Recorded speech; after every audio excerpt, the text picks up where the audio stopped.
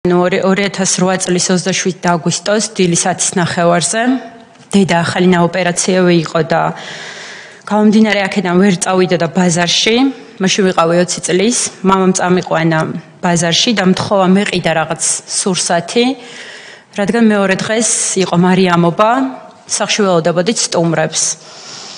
თავდაცვის სამინისტროდან ვიცოდი რომ მამას სამსახურში ჰქონდა თათბირი, მიიღებდა თავის დავალებას და ამის მერე გამომივლიდა და დამსვამდა სახლში.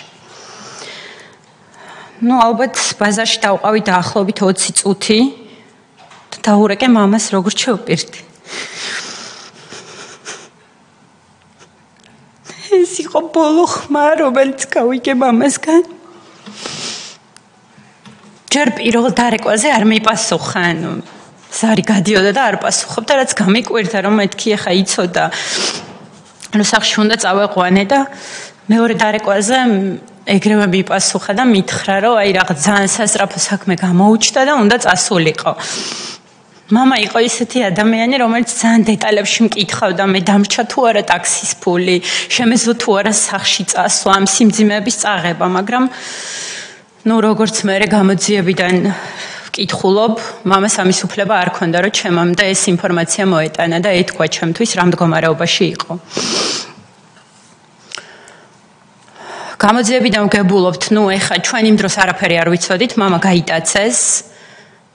ჯერ ვფიქრობდით, რომ რაღაც საქმეზე იყო წასული, ტელეფონი სადღაც გაითიშა, საათნახევარი, 2 საათი, 2 საათნახევარი უკვე რომ დავიწყეთ მამას მოძიება, ეხა მიუხედავად იმისა, რომ საქმეზე მიდიოდა, შიგადაში გვეხმიანებოდა და გვატყობინებდა ამ ინფორმაციას.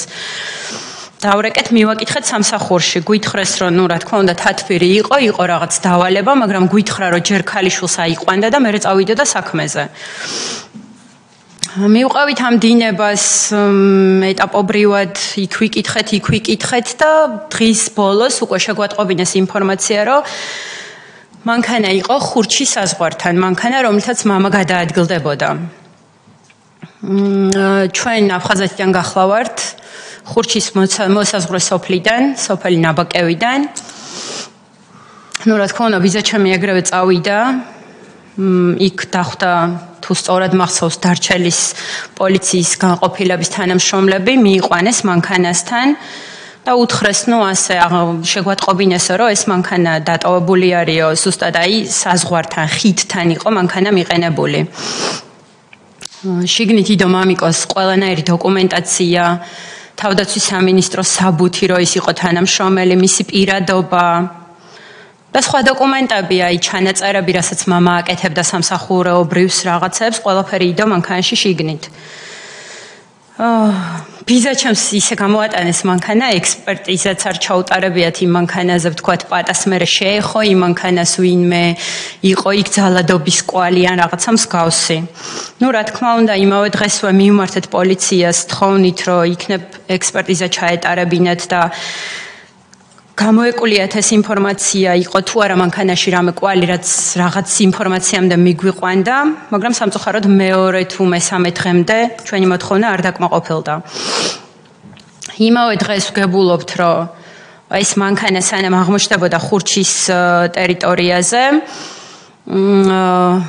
ნაპოვნი, ნანახი იყო ზუსტად იმ დროს, მე გათვლებს რო ვაკეთებთ, 10:30-ზე დამსვა მამამ, სადღაც დაახლოებით რო ვთქვათ 1 საათი დავყავი, 11-დან 12 საათამდე მანქანა დაფიქსირებული იყო ხობის რაიონ სოფელ 1 მაისთან.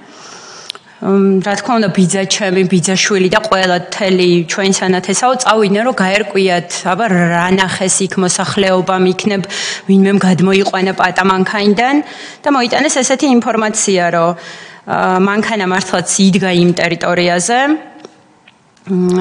მერე იქ მიუდგა გვერდით ნივის მარკის ავტომანქანა.